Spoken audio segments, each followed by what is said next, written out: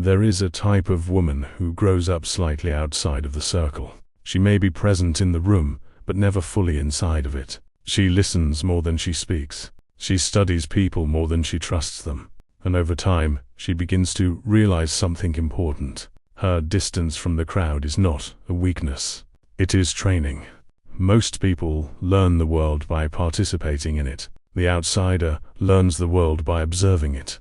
And observation creates a different type of intelligence. When you are not fully accepted by the group, you naturally begin to study the rules of the group. You notice tone. You notice body language. You notice power dynamics that others overlook. Without realizing it, you become fluent in human nature. Women who grow up in comfort rarely develop this ability, but women who grow up navigating chaos, instability, or abandonment often do. When your environment is unpredictable, your survival depends on reading people correctly.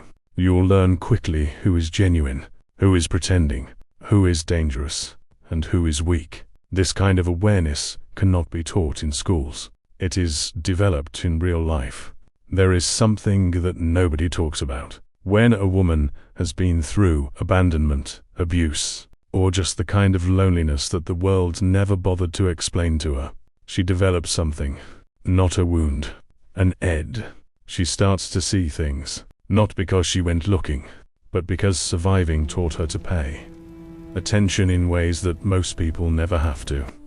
Who had no safety net, no one to call, no system that showed up for her somehow figures it out. She moves different. She reads a room before she even sits down. She knows who's real and who isn't within minutes. That's not luck. That's intelligence. The kind that only gets built when you had no other choice but to develop it.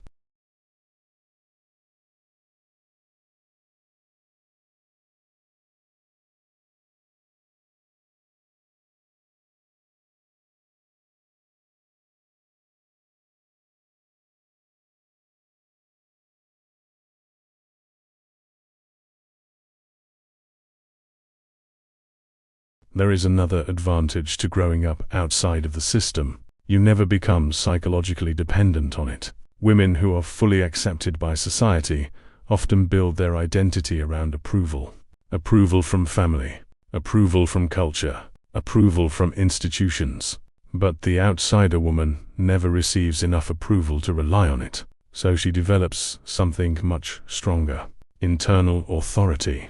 At first this feels like loneliness. But over time, it becomes independence. Because when a woman stops expecting validation from the world, she begins to build her own structure. She learns to think for herself, move for herself, decide for herself, and that is the foundation of sovereignty. And over time, she builds an internal map of reality that is more accurate than almost anyone around her, because she was never distracted by belonging.